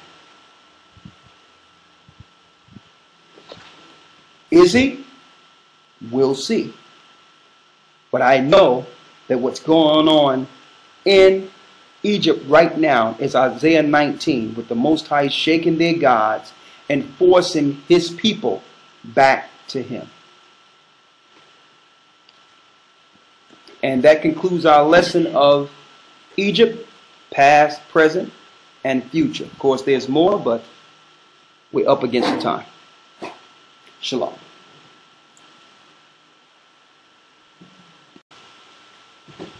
Okay.